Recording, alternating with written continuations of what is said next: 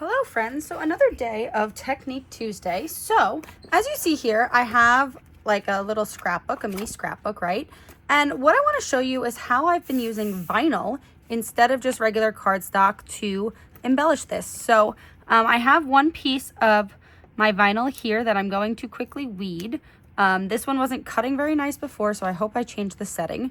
But I have this Cricut light that actually really does help when you are weeding vinyl like this, because you can actually see through the cuts. So if you can't see what you are trying or your design, you can always backlight it. That's just something that I have found. Also, when I'm doing my diamond dot art, which I've gotten into lately, this is a very, very helpful tool for that. So we are just going to undo this vinyl, and then I'll show you how we're going to do this. All right, so I'm not exactly sure what brand of vinyl this one was. I have so much of it, so I've just been using it lately because I didn't want it going bad. Not that any of my vinyl ever has gone bad. This one was just a little bit tougher to weed, as you can see here. I'm just struggling a little bit, so I'm going to get my scissor in that spot. All right, so I just took a scissor and I cut that kind of little piece off, so it's not in my way now. But like I said, most vinyl should be a lot easier to weed than this. So actually, we have Cricut access, so I found this really cute thing. So what I'm doing is my maid of honor, my matron of honor, she gave me this book for our wedding, and so I finally found something to do with it because we are going to start adventuring in our camper. So I have all of our different national park trips that we have gone on in here, and so I figured I might make a cute little front page with this.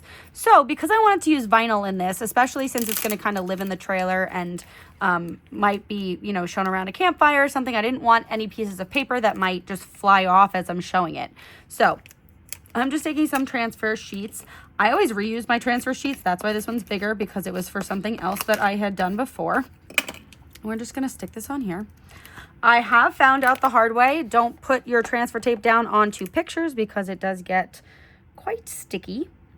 So, and this little spot on this, I actually wanted to edit it out. It said fishing, so I took that out, and this part said coffee, and I don't drink coffee, neither does Brendan, so there was no point for that to be in our hiking book. Or our hiking, as I'm putting hiking down, our national park book. So I made the word hiking instead, and I wrote Meyer, which I thought was really cool. But did you see how easy that was for me to just use? This is not strong. This is just regular transfer tape. How easy it was for me to just transfer that onto this piece of paper with really no effort at all. I'll turn this light off so it's a little easier. But as you can see throughout this, I have put some vinyl. So I did like our wedding. So these were pre-wedding. This is wedding.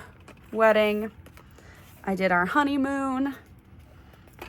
I had to add our little fur babies in here. And then this one was super intricate. But as you can see, it looks amazing when it was put down. And all I did was use some transfer tape.